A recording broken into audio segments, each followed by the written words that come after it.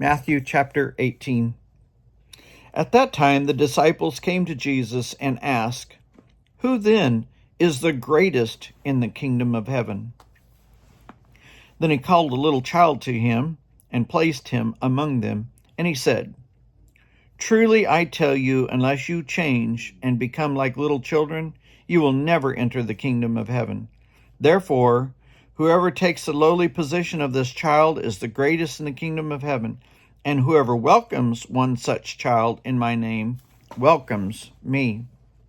If anyone causes one of these little ones, those who believe in me, to stumble, it would be better for them to have a large millstone hung around their neck and to be drowned in the depths of the sea.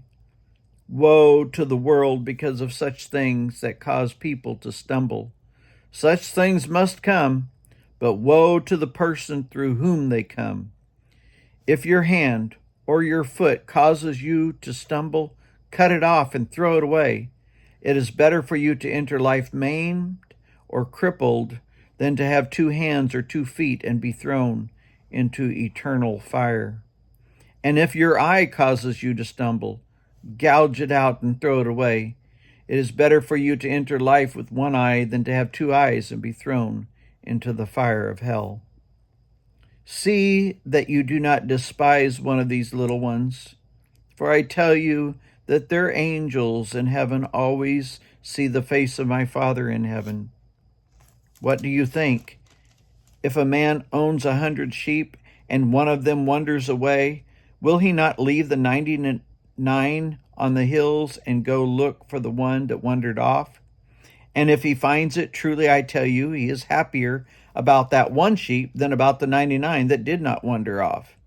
In the same way, your Father in heaven is not willing that any of these little ones should perish.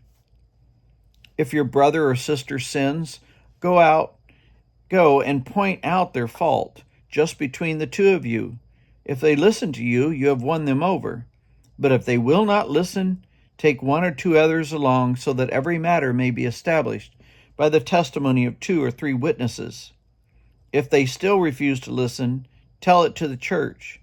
And if they refuse to listen even to the church, treat them as you would a pagan or a tax collector. Truly I tell you, whatever you bind on earth will be bound in heaven, and whatever you loose on earth will be loosed in heaven. Again, truly I tell you that if 2 of you on earth agree about anything they ask for, it will be done for them by my Father in heaven. For where 2 or 3 are gathered in my name, there I am in the midst of them. Then Peter came to Jesus and asked, "Lord, how many times shall I forgive my brother or sister who sins against me? Up to 7 times?"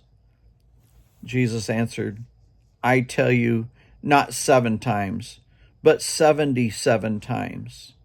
Therefore, the kingdom of heaven is like a king who wanted to settle accounts with his servants. And he began to set the settlement. A man who owed him 10,000 bags of gold was brought to him. Since he was not able to pay, the master ordered that he and his wife and his children and all that he had be sold to repay the debt. At this, the servant fell on his knees before him. 'Be patient with me,' he begged, 'and I will pay back everything.' The servant's master took pity on him and canceled the debt and let him go. But when that servant went out, he found one of his fellow servants who owed him 100 silver coins.